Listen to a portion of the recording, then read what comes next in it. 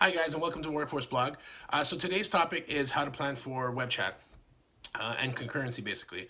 I've seen different postings and different stuff going around on how to do it. And while I agree with some stuff, I don't agree necessarily with all of it.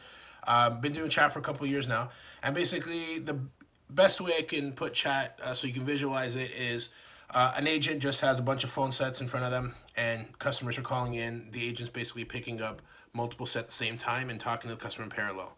That's as simple as chat is. It's just basically a bunch of voice calls done digitally, done at the same time or in parallel. Basically, that's the way you gotta look at it. So some important rules for chat is you can't divide or multiply the volumes by a subjective concurrent target. What I mean by subjective is you can't have your TMs or your ops or people just guess what concurrency is. Like, if you say you set your system to push 2 or 3 chats of a certain chat type to an agent, and then you think the agent's getting 2 chats handling 2 chats all the time or 3 chats, you simply divide your volume by 2 or 3. That's completely incorrect.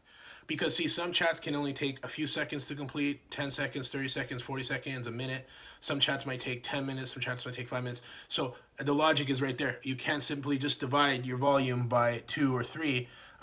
You need to actually figure out what your concurrency factor is so you can actually divide it, get the volume perfect so you can plan the staff and you can plan to the interval and so on. So basically you should not be guessing your concurrency. And another common misconception is you can't use Erlang. You can absolutely use Erlang. You can use Erlang C or you can use Erlang X.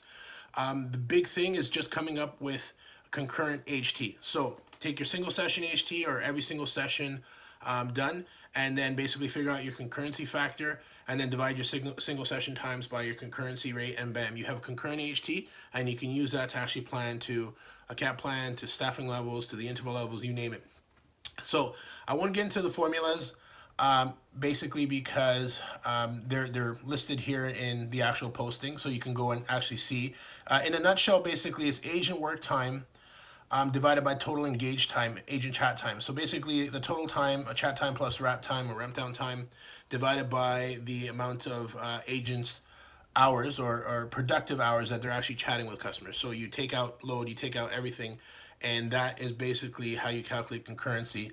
The other thing too with Erlang and chat is that Erlang relies on trunks where chat doesn't, because you can actually set up your chat to open up to as many customers as you want. So that's another thing to consider when you're thinking about Erlang C and X. You actually in a chat system can set up a department limit, so you can simulate trunks in a sense, because you can actually sit there and say, okay, I will only allow up to 80 max chats in this department, or 100, 150. You can set a limit, which would also help you stabilize the system and make sure that you're not going to get too many chats that your system crashes. So keep that in mind. The next, basically, a basic example of concurrency is just basically take all the chats in a given interval, whether it's 15 minutes, 30, or an hour. If you have multiple chats, let's say 10 chats at 360 seconds, that's 3,600 seconds. 5 chats at 280 seconds, that's 1,400. So that's 15 chats total at 5,000 seconds. You divide that by 3,600 seconds, which is 1 hour, and then your concurrency rate is 1.38. That's how simple it is. 5,000 seconds divided by 3,600 seconds, 1.38. There's your concurrency. Beautiful. You can plan to that now at the interval level. And then how you figure out concurrency HT is take the 5,000 seconds divided by 1.38 is 3623. Take the 3623 seconds divided by 15 chats, and bam, 241 seconds HT concurrent is your concurrency rate. So there you go. You can plan your staffing to interval. You can do whatever you want. It's that simple, guys. It's not complex, I promise you. And there's a lot of different things to chat that you have to keep in consideration. So I included an article in here about chat mixes and pushes or push settings. So basically, you have to keep in mind that an agent can only handle so much without making errors. So take a look at this picture here as exactly what I mean. If you give them too much to handle, they're going to make mistakes. It's like juggling balls. They're just going to sit there and try to get to a bunch of customers, and the customer experience is going to get degraded. The agent's going to get stressed out. So it's almost like a certain occupancy factor that you have to keep in mind. If you push 3 or 4 very complex chats to an agent, they're going to make a lot of errors. It's not going to be worth your time. First call resolution is going to go down. Customer experience is going to go down. ESAT's going to go down. The best thing to do is balance it. So, maybe you want to push one complex chat or set like, your very complex tech lines or retention lines or stuff that's really complex for the agent to handle, has really high single session times. You want to maybe just push one of those chats to the agent and then layer on simple things like password resets or, general inquiries or your basic chats that, may not take even a sales chat. Like the whole point being is you want to definitely push more volume because the great advantage of chat is it can handle concurrency, right? It can handle concurrent sessions. You want to push more volume to chat, but you don't want to make it a dumping ground. Like you don't want to sit there and overwhelm the agent because it will just be pointless. So, push one complex chat and then layer it on top with simple chats. That will accomplish efficiency and basically make chat more efficient than voice, hands down, right? Social media is not a great platform. I'm going to get into that on my next blog post. So stay tuned for that one. So with chat, in my experience, it's just as easy to plan for as voice. All the same principles apply. I mean, you can figure out a cap plan for chat simply just by coming up with a concurrency factor, and then you can calculate concurrent HT down to the day, down to the interval, down to the month, down to the year, you name it. There's nothing stopping you.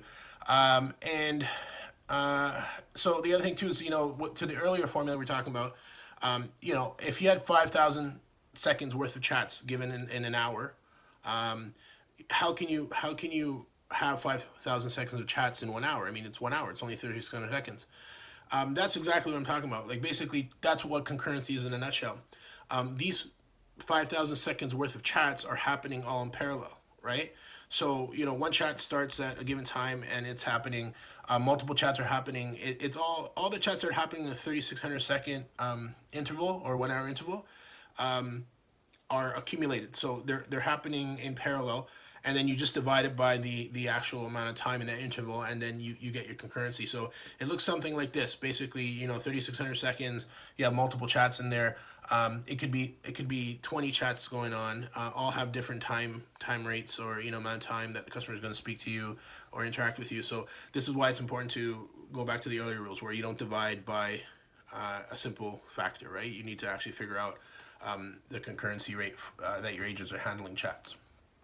What else here can we cover?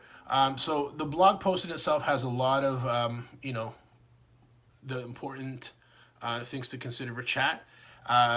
And in my experience, I guess I'll just go free form now. I covered kind of some of the core stuff. Chat is a great platform. It works really well.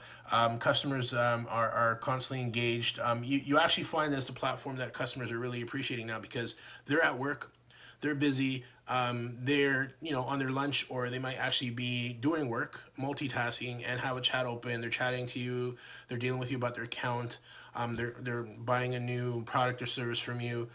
So it actually can get it's a very great avenue for your customers to contact you, and that's very convenient for them. Millennials, even baby boomers, everyone's on a handset these days. Who doesn't have their phone glued to their face most of the time? So keep that in mind. It's a very great, efficient platform to move to, and it could do wonders for you. Also with chat, bear with me a second. Just give them some notifications. Also with chat, it's a great agent experience. I mean, I know agents where I've worked at have fun in chat. Like they're enjoying themselves. They have their little bit of music on. Nothing too crazy, right? But they're all having fun. The element of anger and tone from certain calls is removed. People are definitely more happier working in a chat environment. It's more cost effective. It can be intelligently set to route work with your sales promos, your marketing department. There's so many advantages to chat, and the one main thing with chat is that it is the way things are going. In my experience, it tends to be a platform that has better net promoter scores, better first call resolution, and it's a no-brainer. So I hope you enjoyed it. There's so much more to go through, but again, the post itself will have the majority of the detail, the formulas, and you can please email me the questions, but of course, only questions about best practices, nothing about my previous employer or current employer, and I'll be happy to answer them for you. Okay, thank you very much for your time, and have yourself a wonderful day.